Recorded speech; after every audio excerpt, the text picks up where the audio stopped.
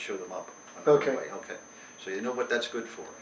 And I also got all the radio stations that they had all over France, Germany, Belgium, this like that.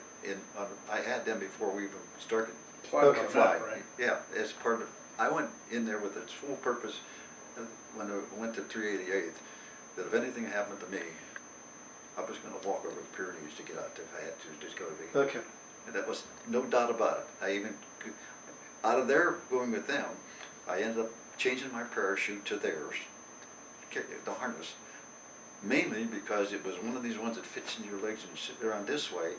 And if you had your parachute and you jump going out over the North Sea, you turn this thing when you're about the right time to hit the water. You turn the thing to pop it, it springs away and the chute floats away instead of coming down and drowning in the North Sea. Okay. That was it. That was one of the things. The other thing, I had shoes already cut off that I had hanging on this, and he had a peg, what we call a barrel pack, for me, and I kept that alongside of me up in the airplane. So I had 2 or 3 of those, so I could have them. And the one thing about them, instead of the ones on your back, if they don't open up right away, you're never going to get them off your back. The ones that on the barrel chute that I got from England and so forth, and started using them with their harnesses and so forth, that kept up the whole rest of my life in flying. Okay. And that's basically what that happened. And from then on, I had a map. I took the map where I knew all the places were radio stations in, let's say, from parts of Germany all the way to France, up through Denmark and all to Denmark and down through Okay. the south. Okay.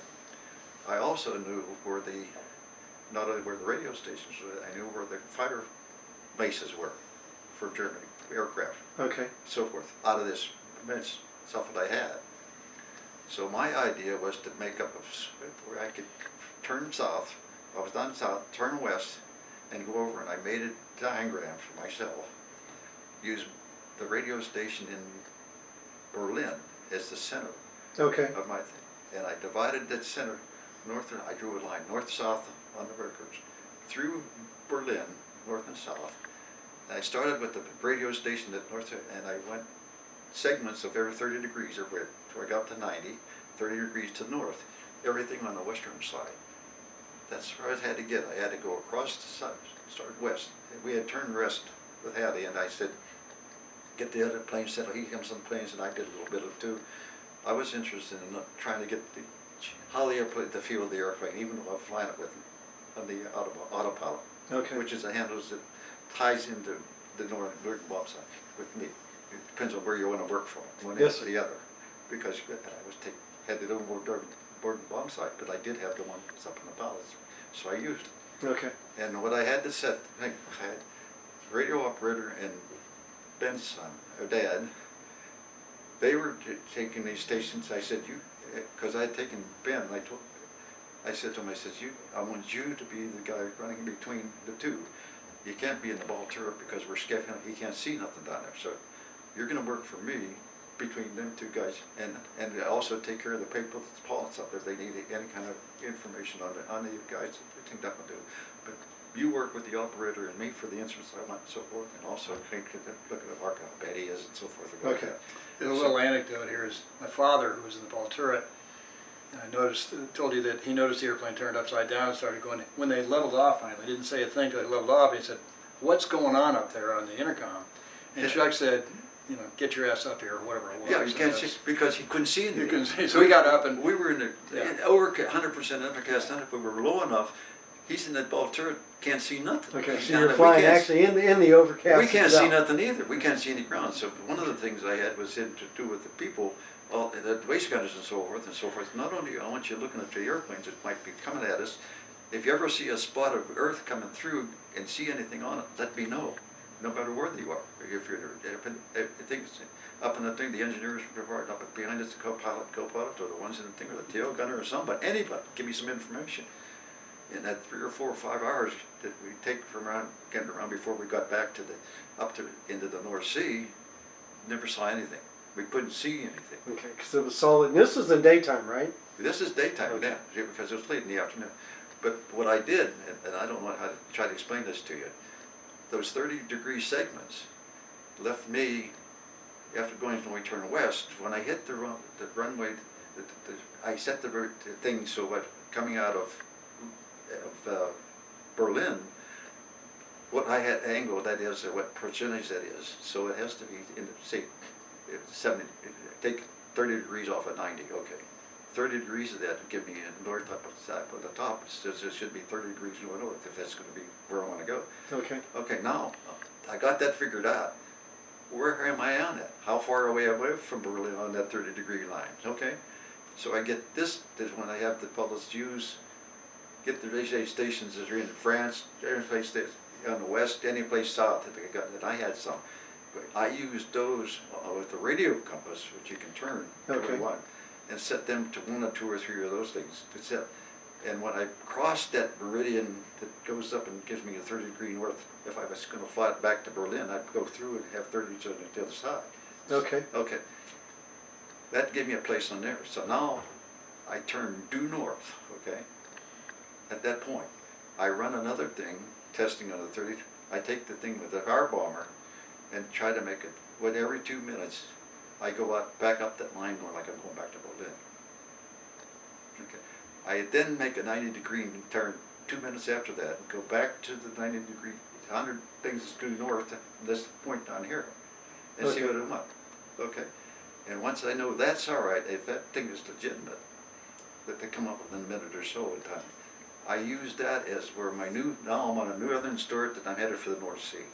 But I got another 60 degrees from due west, and I got another 90 degrees for making aeroplanes still past north. Somewhere Okay. along that line, that's what I'm after. So the next one I do, to do the same thing. I no longer do the 2 minute, what you call the transition of taking one thing to the other. Like go up to the other, so I didn't fly, never fly again back towards Berlin. But the next one, now I'm at 60 degrees. Okay. So I set the thing again, 60 degrees. When I pass that 60 degrees, I use these things again, see what my ratio is between 30, the first one was on 30 and that, the 60 one, okay? So now I gotta figure how much time it took me to travel that far. So now I'm headed for the next one, and I'll see the next one. If the next one comes out, which is, and that makes me due west, and I'm within a minute, then everything is, as far as the radios is concerned, are giving me an accurate thing, and I could be on a path that I calculated, a 20-mile path that I'm in working between all these other things I know around Okay. to get back up to where we can get to England. Okay. And when I passed the 91, I was in half a minute or something like that, time-wise, to take between these intervals, but they had special things for this.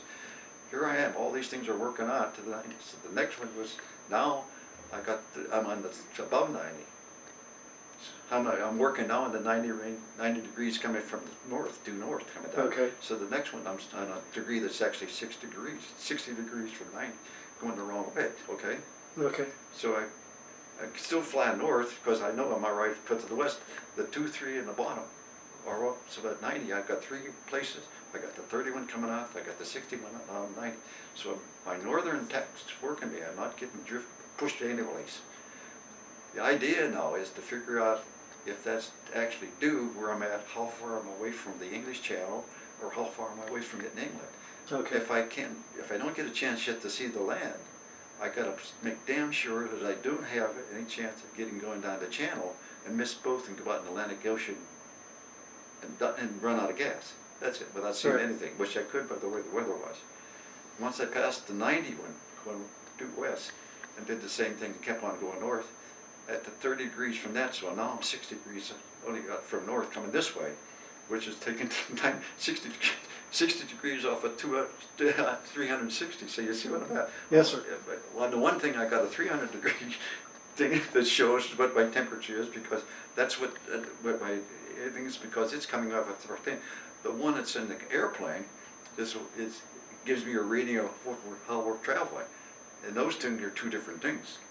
But they give me triangulations as far I've crossed over, and as Okay. long as they keep coming up this And you way. get proper drift and proper airspeed. And did we mention he's a math major? I'm really good at math. Yeah, doing my head, they're doing this. Oh, yeah, And then when I get up to the one where I'm on the past, the last one, the 30, we still can't see anything, but I know if I'm right, if I'm getting, it's still in the 60s. Nobody shot at us, nobody's seen us, anything like that. I've never seen the bus. We had to be past the English Channel going out. So now we have to be in the North Sea someplace. So when I hit the 31, the last 30, and my setup, I started cheating on that north thing. I started moving over from heading due north. I hit the things that read 10 degrees less than that instead of the new north. Okay. So 300, you know, I'm 350 instead of 360. Okay, right. On the one Yeah, I got thing, that. on the one everything. On the other ones I'm using from the radio signal, I'm still all right because I'm in the right ways I want. But I'm doing this, and when I hit that thing, or these things, I know I'm right, and I figure I'm where I'm bots in England, from the other two channels, putting them together, I go turn due west. Okay. And we still That can't makes see, sense, we right. can't see anything. We're still 100 cast, and we kept working it. We didn't change the attitude. We're right still floating right on top of the overcast.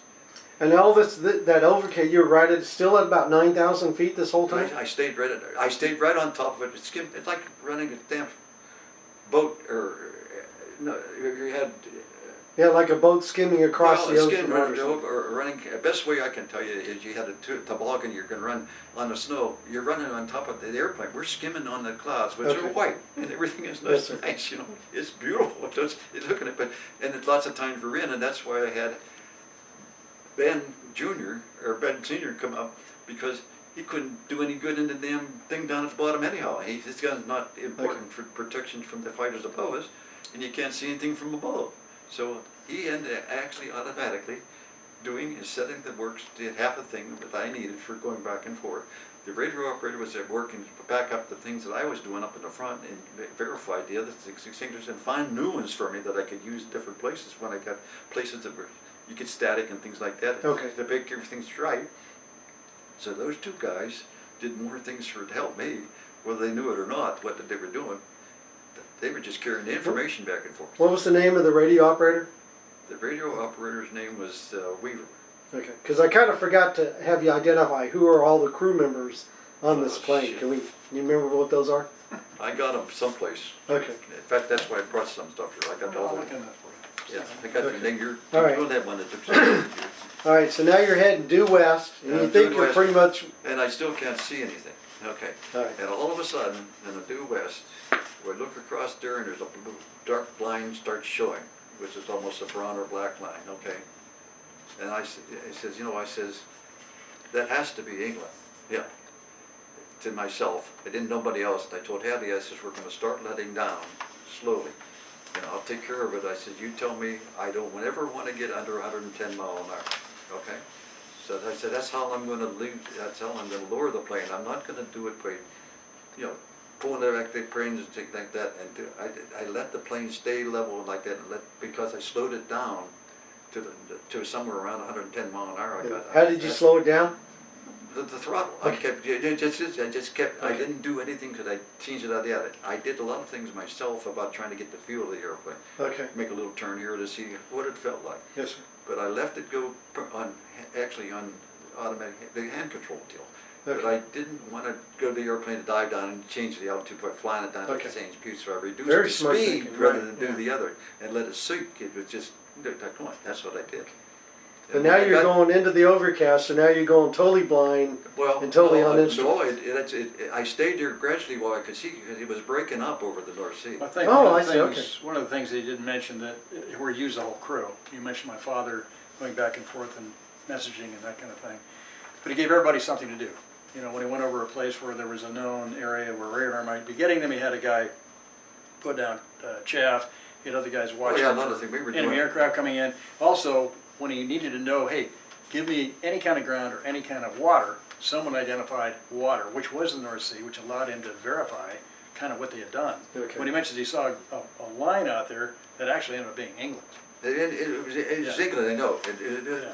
The overcast was breaking up, and we Oh, were, I see, we okay. were breaking it. Yeah. It was lucky when we turned west and started breaking. We were getting closer to England, and everything started breaking. This line wouldn't have showed up because we would have never seen it. But the overcast, as far as they were concerned, they were open. There was no. They had no. It was in the North Sea and going into Europe, not the other part of Europe. It wasn't Okay. into England proper. And